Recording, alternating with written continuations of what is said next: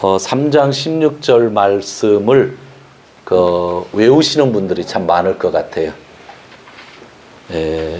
저의 그 특징은 암송을 못한다고 그랬죠. 암송 못하는데 학생 때 암송을 도전해서 암송을 했던 적이 있어요. 그때가 고린도전서 13장인가요? 그 암송한 것은 저희 어머님의 그 회초리가 무서워가지고 왜 사랑창을 외우라고 하는데 회초리를 들은지 모르겠지만 그래서 외운 적은 있었습니다. 성경 66권 중에 가장 중심되는 구절을 찾아라 그러면 그냥 대부분의 신학자나 목사님들이 요한복음 3장 16절이라고 이야기를 합니다. 그래서 우리가 이 3장 16절을 외우고 있는 경우가 참 많이 있습니다. 하나님께서 세상을 이처럼 사랑하셔서 외아들을 주셨으니 이는 그를 믿는 사람마다 멸망치 않고 영생을 얻게 하려는 것이다. 2주 전에 3장 15절까지 설교를 하였는데 이 16절에 이처럼이라고 하는 단어가 들어있잖아요. 이처럼이라는 단어가 사실은 중요해요. 3장 16절을 보면 하나님의 세상을 이처럼 그랬죠. 이처럼은 앞에 나오는 14절을 얘기하는 겁니다. 우리 14절 같이 읽도록 하죠. 모세가 광야에서 뱀을 든 것 같이 인자도 들려야 하리니 그리고 이를 믿는 자마다 영생을 얻게 하려 하심이라. 이처럼, 그러니까 광야에서 이렇게 나무 위에 뱀이 달렸던 것처럼 예수님이 십자가에서 저주를 받아서 달림으로 인하여 너희가 예수를 믿음으로 영생을 얻게 되었으니 이처럼 하나님이 우리를 사랑해 주셨다는 거예요. 그래서 제가 2주 전에 설교할 때에 이 요한복음 3장 16절이 정말로 중요하기 위해서는 3장 17절의 내용을 알아야 된다고 하였고 3장 17절 내용을 설교했던 이유가 여기에 있는 거예요. 이처럼 사랑했다고 하는데 이처럼을 모르면 우리가 어떻게 이 말씀을 이해할 수가 있겠어요. 광야에서 뱀이 들린 것 같이 예수님도 십자가라는 나무에 들려 저주받고 인간의 속죄를 위해 피를 흘리시고 죽으셨다는 것입니다. 하나님께서 이렇게까지 하신 이유가 15절에 기록되어져 있고 16절 후반절에 기록되어져 있습니다. 그것은 인간들의 영생을 위한 것, 그것은 그를 믿는 사람마다 영원한 생명을 얻게 하시려고 이처럼 이러한 일을 하셨다는 거예요. 그러니까 하나님이 우리를 사랑했다고 하는 것은 예수님을 십자가에서 저주받게 하시고 우리의 죄를 위하여 죽게 하심으로 인하여 우리가 영생을 얻게 하셨다는 것, 그를 믿음으로 말미암아, 그게 하나님의 사랑이라고 하는 이야기입니다. 그러므로 3장 16절은 3장 14절과 15절의 반복 구절입니다. 성도 여러분, 하나님이 예수님을 이 세상에 보내신 목적은 세상을 심판하려는 목적이 아니라 세상을 구원하려는 뜻입니다. 믿으시죠? 아멘. 심판의 목적이 아니라 세상을 구원하시기 위한 목적이었다고 하는 것입니다. 이렇게 하나님은 우리를 사랑해 주셨다는 말씀입니다. 하나님의 뜻, 그것은 우리 모두를 죄와 사망에서 구원하는 것이 하나님의 뜻이었다. 다른 성경에도 똑같이 기록되어 있어요. 디모데전서 2장 4절을 제가 진짜 1년면 몇 번씩 인용을 하죠. 제가 한번 읽어드릴게요. 들어보시기를 바랍니다. 하나님께서는 모든 사람이 다 구원을 얻고 진리를 알게 되시기를 원합니다. 하나님께서는 세상의 모든 사람이 구원을 얻고 진리를 알게 되길 원한다는 거예요. 오늘 3장 16절에 있는 말씀을 그대로 우리에게 풀이해서 전해주고 있는 것입니다. 하나님의 뜻은 모든 사람이 구원을 받는 거예요. 근데 가끔 살다 보면요, 그 신학자들이나 철학자들이 선한 뜻으로 말장난을 할 때가 있어요. 그게 무슨 뜻이냐면 모든 사람이 구원을 받는다고 하니까 세상에 태어난 사람은 100% 다 천국 가게 된다. 성경이 이렇게 쓰여져 있지 않느냐. 그러니까 뭐 교회를 나가든 안 나가든 지금 예수를 믿든 안 믿든 하나님은 사랑이니까 100%다 천국 가게 한다. 그렇게 이야기를 하는 사람이 있어요. 왜? 오늘 성경 구절에 모든 사람이 다 구원받기를 원하시는 하나님이시니까 그런 이야기를 하는 거죠.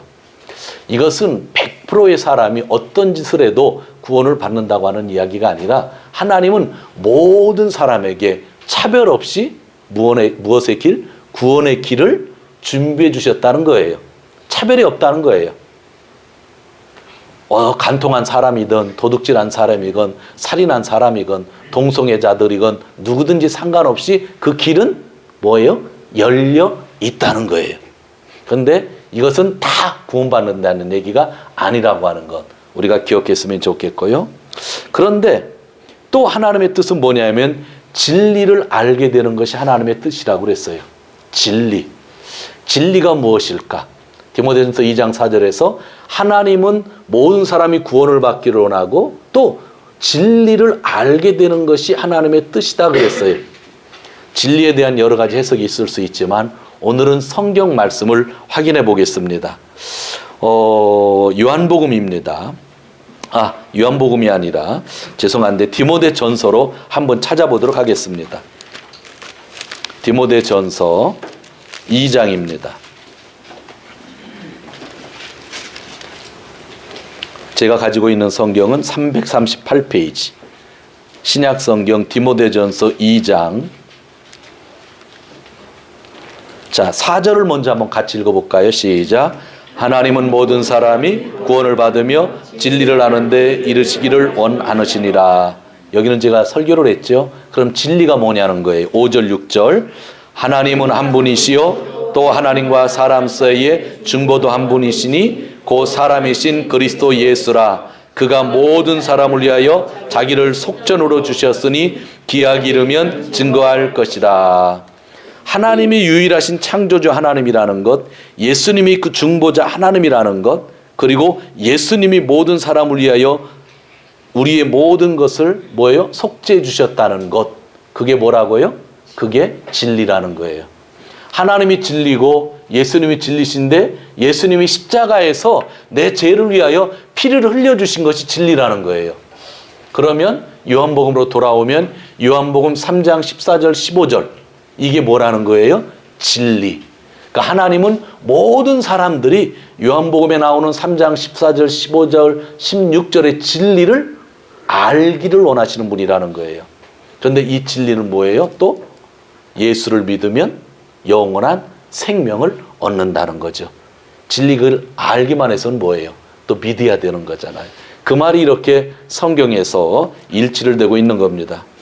여러분들이 이 말씀은 이미 세례를 받을 때에 여러분이 어느 교회에 있든지 어느 교회 목사님이든지 다 이 말을 여러분들에게 해주셨을 거예요. 또 여러분들도 계속 반복하고 있는 거예요. 그렇지만 저도 성경을 읽으면서 다시 반복을 합니다. 하나님은 세상의 모든 사람들이 뭐 하기를 원하셔요? 구원받기를 원하셔요. 그리고 세상의 모든 사람들이 진리를 알기를 원하셔요. 진리가 뭐냐는 거예요. 진리는 예수 그리스도가 나의 죄를 위하여 십자가에 달려 죽으셨다는 것, 내 죄를 속해 주셨다는 것, 그것이 진리라는 거예요. 그런데 그 진리를 믿으면 영원한 생명을 얻는다는 것. 너무 심플하죠. 복음은 이렇게 심플합니다. 그래서 초대교회에서 사도 바울이 복음을 증거할 때 성경책을 들고 복음을 증거하지 않았어요. 스데반이 복음을 증거할 때에 성경책을 펴고 증거하지 않았어요. 복음을 증거할 때 누구만 얘기했어요? 예수님만. 지금 제가 조금 전에 1분도 안 되는 20초 동안 얘기한 그 얘기만 하고 다닌 거예요. 하나님은 너희를 사랑하는데 너희의 구원을 위해서 예수 그리스도가 십자가에 달려 죽으셨다. 그것이 진리인데 그것을 믿으면 하나님의 사랑 안에서 구원을 받을 수 있다. 이 길은 모든 사람에게 열렸다. 불교를 믿는 사람이든 이슬람을 믿는 사람이든 종교를 가지고 있지 않는 사람이든 어떤 사람에게도 이 길은 열렸으니 너희가 지금 죄를 고백하고 회개하면 그리고 예수를 믿으면 성령을 선물로 받으리라 그렇게 복음을 증거하고 다녔던 겁니다. 그 옛날 2000년 전에는 성경이 이렇게 한권으로 나와 있지 않고 두루마리였기 때문에 혹시 66권을 다 가지고 다닌다고 하면 구약만 있었겠지만 지게에다가 짊어지고 다녔겠죠. 생각 잘 하셔야 돼요. 어느 교회 보면 목사님들이 저도 오후 예배 때는요, 일본어 예배 때는 그 아이패드를 가지고 성경을 이렇게 읽어요. 거기에 번역본이 있어가지고 대부분 요즘 목사님들이 그런 식, 여러분들도 뭐 폰을 가지고 하시는 분이 있잖아요. 그러나 2000년 전 성경은요, 붙어 있지 않고 한 권 한 권 두루마리라 36권을 다 가지고 다니려면 지게에다 지고 다니면서, 또 옛날엔 장과 구절도 없었어요. 몇 장 몇 절도 없었어요. 그래서 몇 장 몇 절 피입시다 해도 앞에 있는 사람이 두루마기 안 갖고 있잖아요. 근데 자꾸 우리는 지금 이 말씀이 생명이긴 하지만 그 생각을 못하면서 이야기하고 있는 거예요. 가장 중요한 건 누구만 증거하면 된다는 거예요? 믿지 않는 사람들에게 예수님만이요. 예수님만이 진리라고요. 예수님이 내 죄를 위하여 십자가에서 저주받고 죽으셨다는 게 진리라고요. 그런데 하나님의 사랑은 그 진리를 믿는 자는 다 구원하신다고 하는 것. 그래서 우리가 이 자리에 있고 이렇게 신앙생활하면서 말씀을 듣고 있는 것입니다. 성경은요, 우리의 믿음을 좀 강조하고 있어요. 이 진리가 있는데 믿지 않으면 의미 없겠죠. 여러분들은 믿기 때문에 지금 이 자리에 있는 거잖아요. 마태복음, 마가복음, 누가복음이라고 하는 성경이 신약 성경에 있습니다. 쉬운 얘기하게 하면 마가라고 하는 사람이 예수님을 전한 내용, 마태라고 하는 사람이 예수님을 전한 내용, 누가라고 하는 사람이 예수님을 전한 내용이라고 하는 것이 책으로서 엮여져서 신약 성경에 쓰여져 있습니다. 거기를 보면 어떤 부자가 예수님을 찾아옵니다. 찾아와서 예수님에게 이러한 질문을 합니다. 예수님, 내가 영원한 생명을 얻으려면 무엇을 해야 합니까? 참 질문 너무나 좋죠. 私がどうすれば永遠の命を得ることができますか?天国に行くことができますか? 그런 질문이에요. 그랬더니 예수님이 그 부자 청년에게 얘기를 해요. 계명을 지키면 돼. 너 10계명 지키냐? 분명히 하나님을 믿는 건 분명한데 도둑질하지 않고 살인하지 않고 뭐 이웃 거 뺏지 않고 그렇게 잘 살고 있느냐? 그랬어요. 그랬더니 이 부자 청년이 뭐라고 하는지 아세요? 예수님, 그건 저는 어려서부터 하나도 빠짐없이 다 지켰습니다. 모범생입니다. 그런 거예요.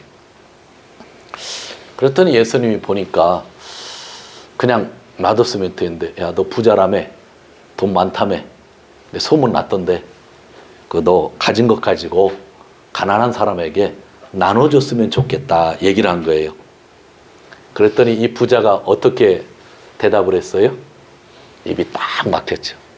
그리고 예수님 안녕히 계십시오 하고 그냥 갔다고 하는 이야기죠. 그리고 예수님이 제자들 앞에서 이런 말씀을 해요.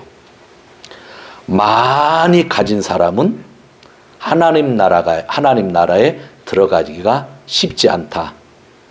그것보다 낙타가 바늘기로 들어가는 것이 더 쉽다. 저는 이 바늘기라고 하는 것이 그런 귀, 그렇게 작은 귀, 그걸로 비유하는지 잘 몰랐는데 들어갈 수가 있어요? 낙타가? 그랬더니 제자들이 너무 놀랐어요. 놀래가지고 제자들께 한 말이 있어요. 야, 그렇다면 누가 구원을 받는 거야? 그런 거죠. 우리는 이런 성경을 읽을 때 자꾸 선입관이라는 게 들어요. 아, 부자는 천국에 가기 힘들구나 라고 해석을 해요. 대부분 다 그렇게 해석해요. 근데 예수님은요, 그 얘기를 하려고 이 말씀을 한 게 아니에요. 예수님이 그 뒤에 뭐라고 했는지 아세요? 마가복음에 보면 제자들이 그러죠. 아이고, 그럼 천국에 누가 가? 하는 거예요. 야, 부자도. 여기서 부자인데 이 부자가 나쁜 짓을 했을까요? 모범생 부자였어요. 계명 다 지킨 부자였다고요. 내가 주의 계명을 다 지켰습니다 하는 거는 나쁜 짓에서 부자가 된 게 아니라 모범생으로서 부자가 됐다고 하는 이야기를 하는데, 이 모범생 부자가 못 들어간다고 하니까 예수님이 뭐라고 한 거예요? 제자들 뭐라고, 아이고 큰일 났다, 아무도 못 들어가겠네 했을 때에 예수님이 하신 말씀, 사람에게는 불가능하나 하나님께는 모든 일이 가능하다. 그러니까 이 이야기가 전하는 목적은 뭐예요? 부자가 들어가느냐 가난한 자가 들어가느냐 그 이야기가 아니에요.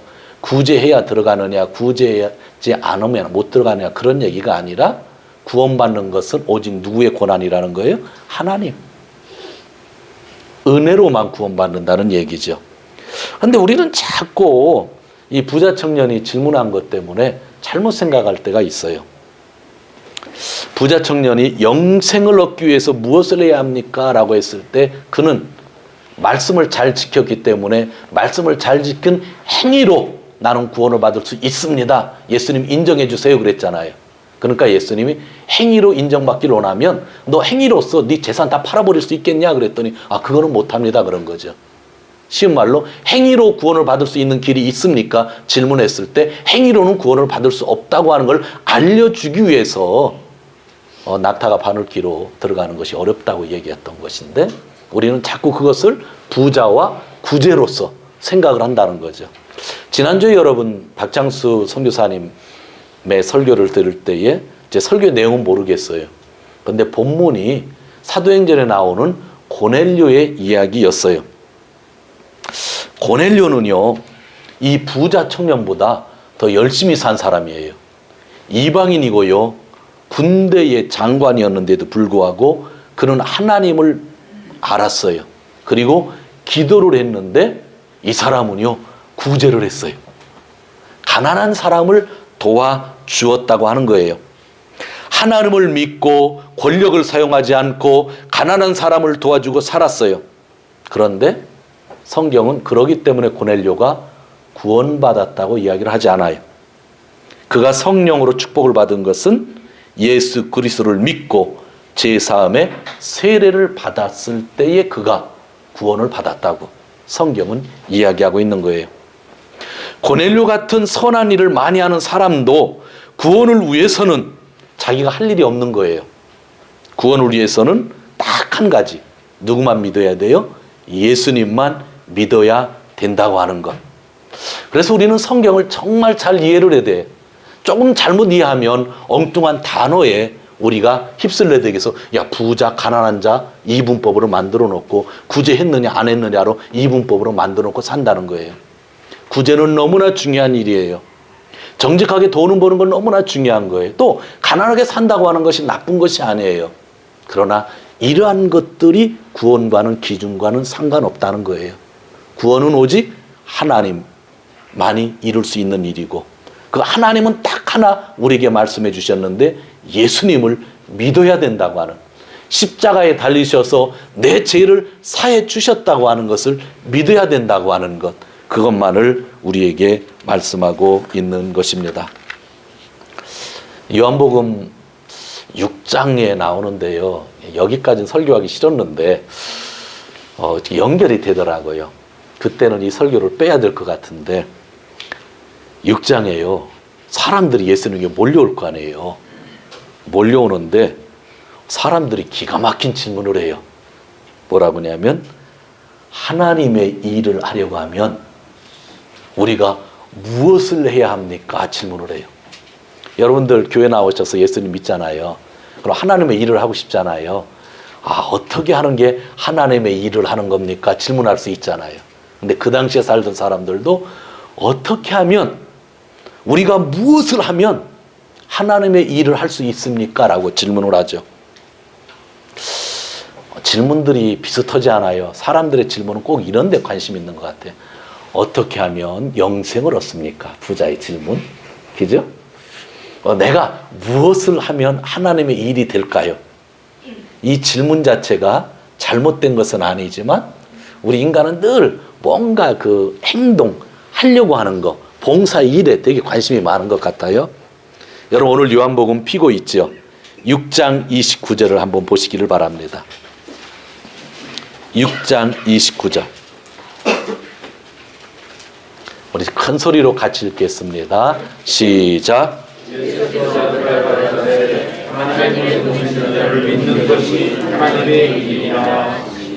아멘. 절대로 6장 29절을 까먹지 마십시오. 저는 이것을 안 까먹은 이유가 딱 하나 있습니다. 제가 군대 간다고 가다가 의경 생활을 했는데 참 데모를 많이 막았어요. 87년이니까 이한열 씨가 죽고 데모가 제일 심할 때 데모를 막다가 아유 나 그런데 뭐 진짜 뭔지 이유는 모르지만 일단 막았어요. 그런데 하루아침에 데모가 사라진 날이 있었어요. 그게 그 당시에 6.29였는데 노태우 씨가 6.29 선언을 했는데 그 뒤에 배경은 잘 몰라요. 그 다음 날부터 데모가 싹 사라졌는데 그런 충격을 제가 받은 적이 없어요.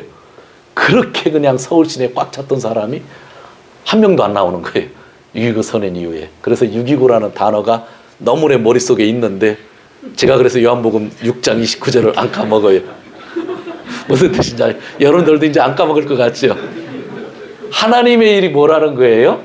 예수님을 믿는 게 하나님의 일이에요. 이거 누가 말씀하신 거예요? 예수님이. 우리의 기본적인 생각과 너무 잘 다르잖아요. 우리의 생각은 뭐예요? 일찍 나와서 찬양대도 하고 주일학교도 하고 여러 가지 봉사하는 일이 그 일이라고 생각하는데 예수님은 그런 질문을 하는 사람들에게 하나님의 일은 하나님이 보내신 예수를 믿는 게 하나님의 일이다. 그렇게 얘기를 하는 거예요. 이것을 잃어버려서는요, 우리가 참다운 신앙생활을 할 수 없다고 저는 그렇게 확신을 하는 것입니다. 진정한 하나님의 일은 믿는 것부터 시작합니다. 믿지 않아도 선한 일을 참 많이 할 수가 있습니다. 그러나 믿으면 그 선한 일이 나의 구제로 끝나는 것이 아니라 누구의 일이 되는 거예요? 하나님의 일이 되는 거라고요. 믿지 않으면서 구제하는 것은 그냥 좋은 일이에요. 그러나 내가 예수님을 믿으면서 구제를 하면 그것이 무슨 일이 되는 거예요? 하나님의 일이 된다고 하는 그런 이야기죠. 가정에서 설거지를 저희 교회 성도님들은 많이 하신대요. 신집사님 많이 하시죠? 네. 안 하실 줄 알고 찍었는데 하시네. 김집사님 많이 하셔요? 설거지 집에서. 근데 박 집사님 대답을 안 해. 김 집사님한테 대답을 드려. 많이 하셔요? 하신다. 그럼 우리 임 집사님, 김 집사님 집에서 설거지 하셔요? 잘한다. 다 하신대. 제가 신방 가서 하긴 했는데 저만 빼놓고 다 잘하더라고요. 근데 지난번에는 제가 도와주려고 그랬더니 뭐라구나 가래요. 당신은 더럽다고. 그러니까 정성이 없는 거예요. 정성이 없는 거. 전업주부들, 여러분들 다들 도모바다기잖아요. 그런데 전업주부가 집에서 설거지를 한다고요. 근데 그 설거지하는 것도 내가 예수를 믿으면 설거지하는 것이 누구의 일이 된다는 거예요? 하나님의 일이 된다는 거죠. 여기 있는 남성분들 중에 저 빼놓고 집에서 설거지 않는 사람 있어요? 신혼부부들 다 할란가? 네. 가오르산 도쿄니 일하시다라 임상가 사라라이 시대 야때 호시노 시나쿠 때 뭐 이노 도치ですか? 혼또 야 그래 개코 무지가 야でも 임상화それでもやっぱりしないすると思うしないと思う本人がどっちどうしようと思ってる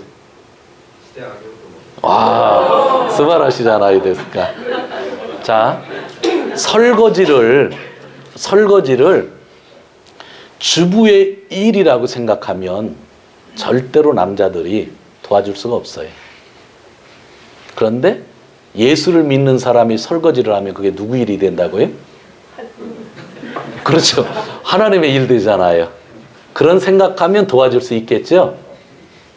우리 성도들은 사회 나가서 회사에서 일을 해요. 여기서 회사에서 직원으로 일하시는 분도 있고 회사를 경영하시는 분들도 있어요. 그런데 시간만 때우려고 일하면 그것은 하나님의 일이 안 돼요. 그러나 가게든 회사 일이든 내가 진짜 월급을 받고 일하고 이 회사가 잘 됐으면 좋겠다는 생각을 가지고, 학교도 마찬가지잖아요. 열심히 일하면 그거는 회사 일이 아니라 누구 일이 되는 거예요? 하나님의 일. 믿는 자들이 하는 일은요, 하나님의 일이 된다고 하는 거예요. 너무나 귀중한 이야기죠. 하여튼 사랑하는 성도 여러분, 진짜 여러분들이 진짜 하나님의 일이라고 하는 것을 고민할 때 가장 중요한 건 뭐다요? 뭐로 출발한다고? 예수 그리스도를 믿는 일부터 시작한다는 거예요. 얼마나 예수님이 좀 답답했으면, 하나님, 사람들이 모였을 때 예수님, 우리 예수님 따라다니는데 예수님 어떻게 하면 하나님의 일이 됩니까? 하면서 자기를 좀 이렇게 내세우려고 것 아니에요. 그러니까 예수님이 하신 말씀이 믿기나 잘해, 그런 얘기입니다. 하나님을 잘 믿어야 된다는 거, 하나님이 보내신 예수를 믿는 것이 가장 중요하다는 것을 이야기하고 있었던 것입니다.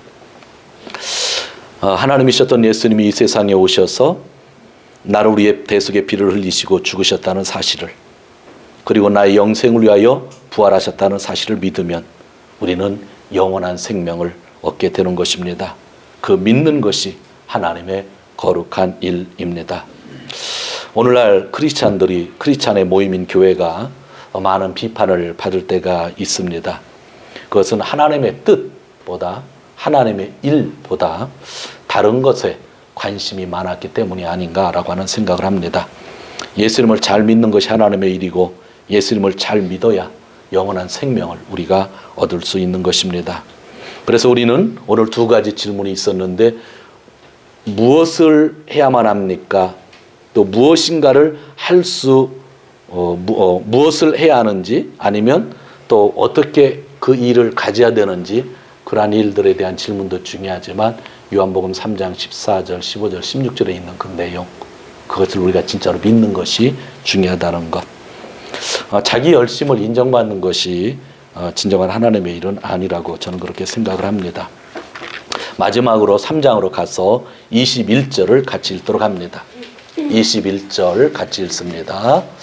진리를 쫓는 자는 빛으로 오나니 이는 그 행위가 하나님 안에서 행한 것임을 나타내려 함이라 하시니라. 아멘. 진리를 쫓는 자, 좀 아까 있는 그 내용이죠. 진리를 쫓는 자는 빛이 예수님입니다. 예수님 앞으로 오게 되나니 그 행위가 하나님 안에서 행한 것임을 나타내려 한다. 하나님 안에서 행했다고 하는 것은 되게 어렵게 번역이 됐는데, 하나님이 이루신 일이라는 거니까 은혜라고 하는 그런 뜻이에요. 그러니까 너희가 예수님 앞으로 나온다고 하는 것은 결국 그 은혜를 진심으로 믿기 때문에 나올 수 있다라고 하는 그런 이야기입니다. 그러니까 은혜로 구원을 받았으니, 제가 쉬운 말로 얘기하면 너희가 은혜로 구원을 받았으니 예수님 앞에 나와라 라고 하는 그런 이야기를 하고 있는 것입니다. 너무 단순하죠? 단순하지 않으세요? 단순한데 요즘 참 복잡해요. 왜 복잡하냐면 죄가 많이 들어와서 그래요. 여러분, 세상에서 제일 복잡하게 산 사람이 누군지 아세요? 누굴 것 같아요? 나올 것 같아요. 세상에서 제일 복잡하게 산 사람, 솔로몬이죠.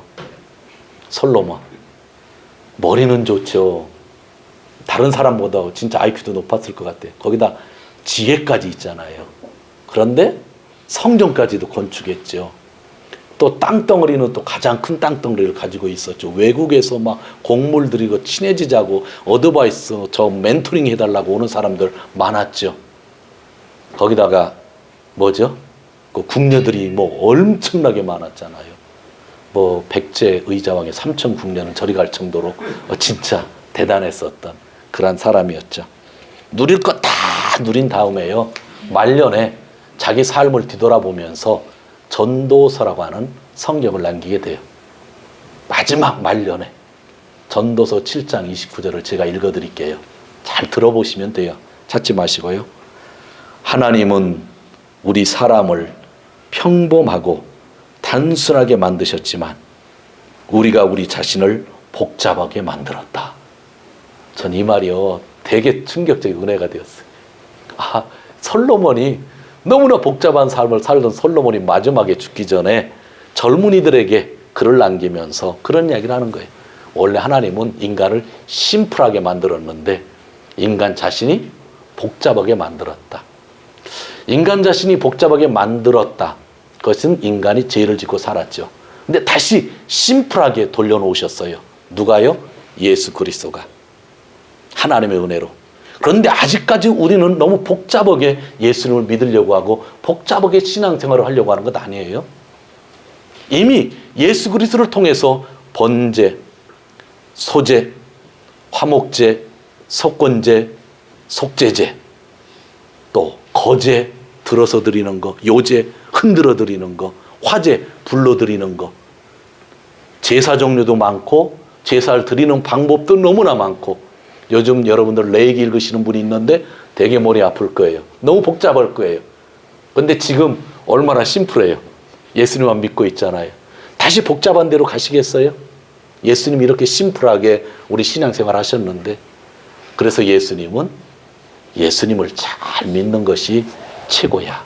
하나님이 보내신 분을 잘 믿는 것이 최고다 라고 이야기하고 있고, 처음 교회들은 그 말씀 위에서 세워졌다고 하는 걸 우리가 기억하면서 본질에 집중할 수 있는 교회가 되었으면 좋겠다 생각을 합니다. 오늘 말씀을 정리하려고 합니다. 조금 전에 빛에 대한 이야기를 했죠. 진리를 쫓는 자는 빛으로 온다고 그랬어요. 그 빛이 예수님이잖아요. 그럼 예수님에게 온다고 하는 것은 우리가 또 뭘로 살아야 된다는 거예요? 빛으로 살아야 된다고 하는 거죠. 기독교 잡지 중에 한국에서 제일 유명한 잡지가 하나 있습니다. 그것이 빛과 소금입니다. 1985년에 발간되었는데 진짜 너무 좋은 책이에요. 일반 성도님들이 보기에. 그런데 어느 날 갑자기 1999년에 책의 이름이 바뀌었어요. 뭐라고 바뀌었냐면 소금과 빛으로 바뀌었어요. 처음에는 빛과 소금이었는데 그 다음에 소금과 빛으로 바뀌었어요. 전부 마태복음에 나오는 이야기잖아요. 예수님께서 마태복음에서 뭐라 그랬어요? 너희는 세상의 소금이다, 세상의 빛이다 했던 그 단어를 따서 빛과 소금이라 했다가 소금과 빛으로 바뀌었는데 다시 2000년, 1년 만에 빛과 소금으로 돌아갔어요. 왜 그런 생각들이 나올까요? 예수님이 성경에서 너희는 세상의 빛이고 세상의 소금이라고 했을 때 사람들은 어디에 집중을 했어요? 소금과 빛이라는 단어에 집중을 했어요. 그러나 예수님은 소금과 빛이라고 하는 단어에 집중을 하신 것이 아니라 너희는 세상의 소금이고 세상의 빛이라고 그랬다고요. 예수님이 진짜 강조한 것은 너희는 세상 속에 있는 사람들이라는 거예요. 우리가 빛으로 나온다. 예수님이 빛이니까 빛으로 나와서 사는 사람들은 빛을 비추며 산다는 것은 어디서 산다고요? 세상에서 산다는 거예요. 빛으로 나온 사람들, 예수님을 믿는 사람들이 하나님의 일이 무엇이냐고 질문했을 때 하나님의 일은 예수님을 잘 믿어야 된다고 했던 것은 이 자리에서 찬송하고 이 자리에서 기도하는 것뿐만 아니라 너의 삶의 터전에서 하나님의 일을 해야 된다고 하는 이야기죠. 그래서 설거지하는 것도, 학생들을 가르치는 것도, 사업하는 것도, 직원으로서 열심히 일하는 것도 예수님만 잘 믿으면 무엇이 된다는 거예요? 하나님의 일이 된다고 하는 이야기. 이 말은 저에게 참 중요합니다. 예수님을 잘 믿어야 돼요. 그러나 빛 대신 예수님을 믿고 있기 때문에 예수님 하신 말씀대로 이 세상에서 빛으로 사는 거고 이 세상에서 소금으로 사는 겁니다. 완벽하지는 않겠지만 이것이 바로 하나님이 우리에게 주신 말씀들입니다. 사랑하는 성도 여러분, 오늘 두 가지만 정리하겠습니다. 첫 번째는 하나님의 뜻과 하나님의 일을 위하여 우리는 누구를 믿는 거예요? 예수님만 믿는 거예요. 예수님만. 하나님의 뜻이 무엇인가, 하나님의 일이 무엇인가 너무 복잡하게 생각하지 말라고요. 예수 그리스도를 진심으로 믿는 거예요. 그리고 두 번째는 빛 대신 예수를 믿고 있기 때문에 착한 행실, 빛된 삶을 살아야 되는데 어디에서요? 세상에서. 여러분들 교회 나오면 다 천사잖아요. 근데 세상에서도 천사로 사세요? 제가 그런 얘기 들은 적이 있어요. 한 4, 5년 전인데 목사님, 그 양반 교회에서는 목사님한테 참 웃고 친절하게 하고 성도님께 잘하지만요, 거기 자기 이러는 데 가서는요, 아이고 그 마귀 같아요 하시는 분이 있었어요. 내가 너무나 충격받았어요. 전 본 적이 없어서. 여러분 교회에서 너무 친하잖아요. 너무 사랑하잖아요. 너무 밝잖아요. 그러면 세상 여러분의 삶의 터전에 가서도 어떻게 해야 된다고요? 밝게 살아야 되죠. 오늘 이 말씀, 우리에게 주신 말씀들인데 이 말씀을 기억하면서 진짜 평생 동안 예수님만 잘 믿으시는 귀한 성도님들 되시기를 주님의 이름으로 축원드립니다.